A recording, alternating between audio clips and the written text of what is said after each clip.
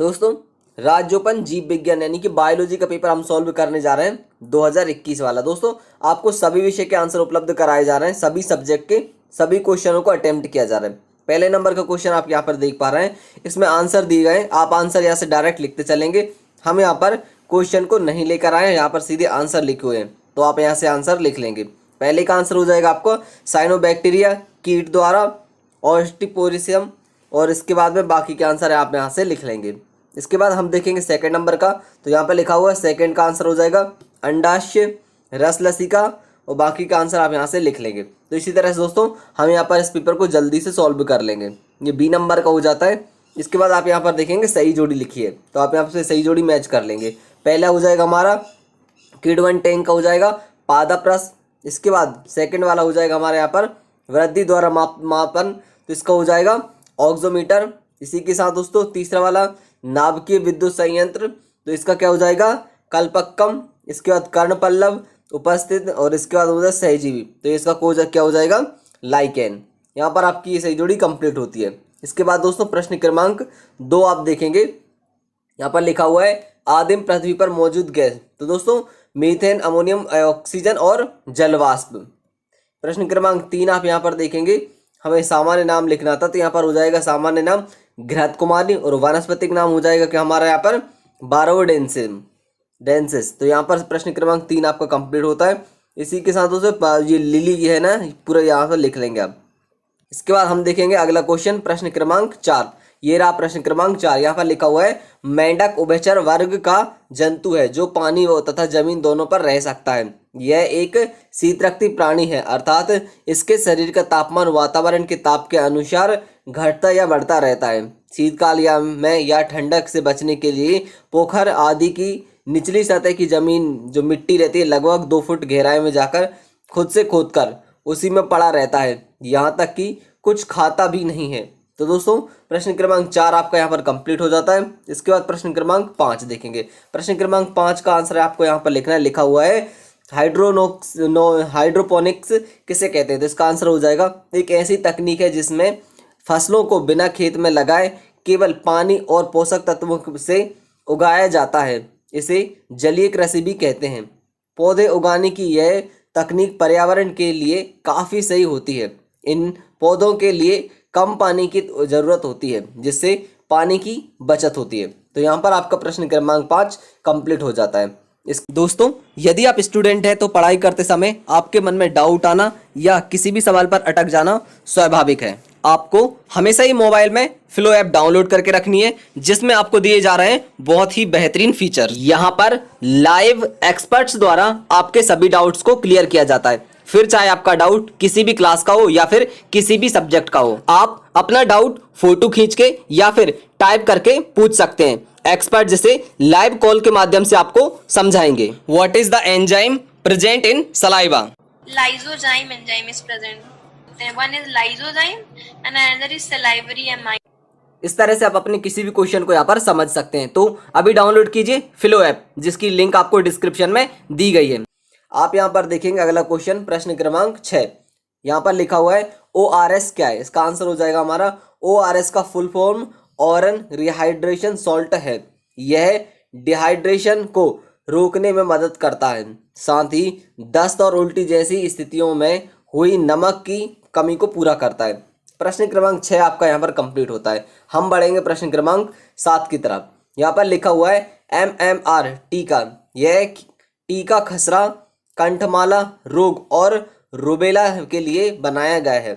BCG यानी कि तपेदिक रोग के उपचार में इसका प्रयोग होता है। प्रश्न क्रमांक 7 यहाँ पर कंप्लीट होता है। हम देखेंगे प्रश्न क्रमांक 8।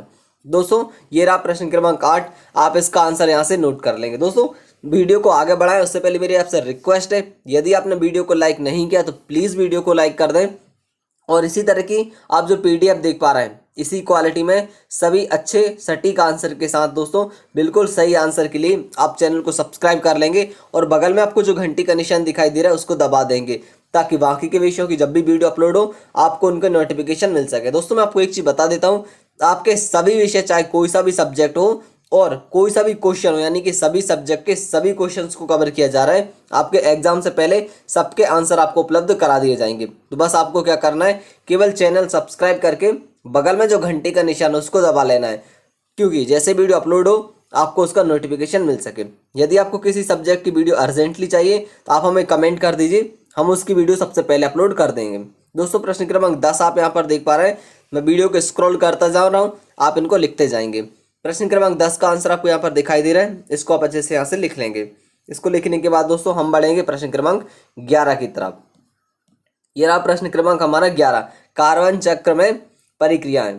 तो दोस्तों प्रक्रियाएं आपको बतानी थी, यहाँ पे लिखा हुआ कार्बन चक्र, इसकी प्रक्रियाओं के संदर्भ में समझाना सबसे आसान है और कार्बन कैसे परिवर्तित होता है, 3 प्रमुख प्रक्रियाएं और रूपांतरण नीचे दी गई तालिका में दिखाए गए हैं।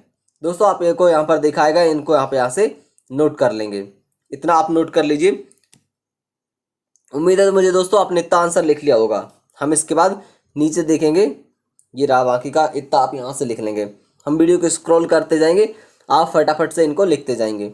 दोस्तों आपके बाकी के विषय जैसे कि हिंदी, इंग्लिश और बाकी के सभी सब्जेक्ट के भी आंसर उपलब्ध कराए जा रहे हैं। तो आप उनको देखने के लिए क्या करेंगे, चैनल को सब्सक्राइब कर लेंगे।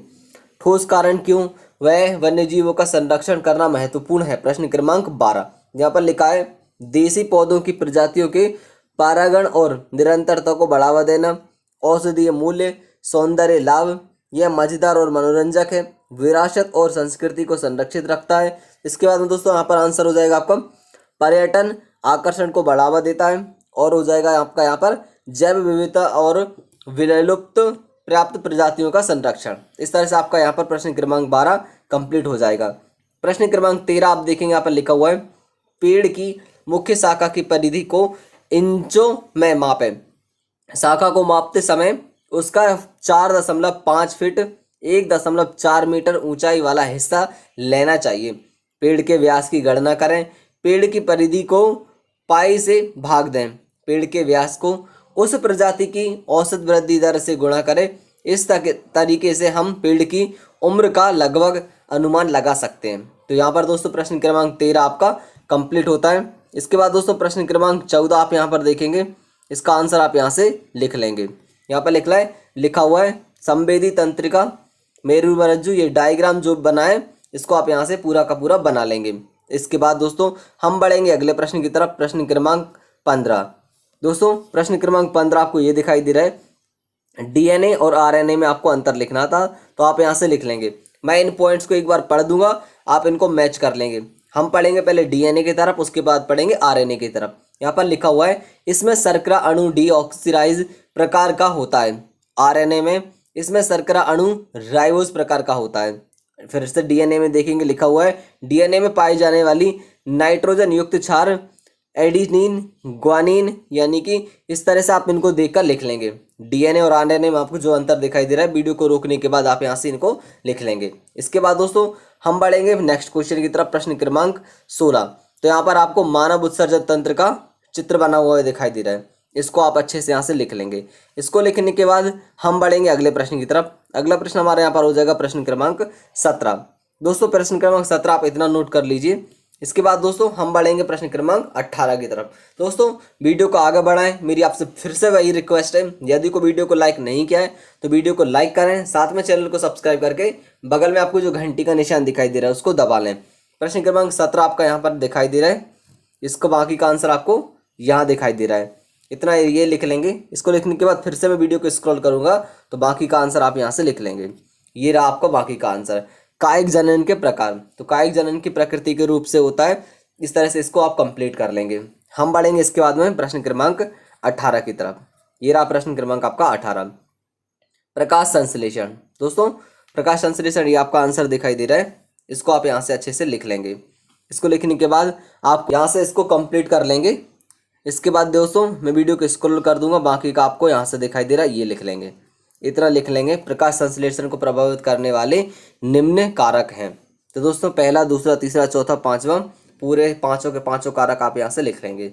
इनको लिखने के बाद हम बढ़ेंगे अगले प्रश्न की तरफ, प्रश्न क्रमांक 19, डेंगू के कारण। तो दोस्तों आपको यहाँ से लिखना है डेंगू के कारण। डेंगू का रोग वाहक मच्छर है, इस तरह से पूरा आंसर आप यहाँ पर देख लेंगे। सिर दर्द किस किस चीज़ में, और यहाँ तक ये देख लीजिए, ये डेंगू का कारण, ये पूरा आंसर आपका यहाँ पर कंप्लीट हो जाएगा।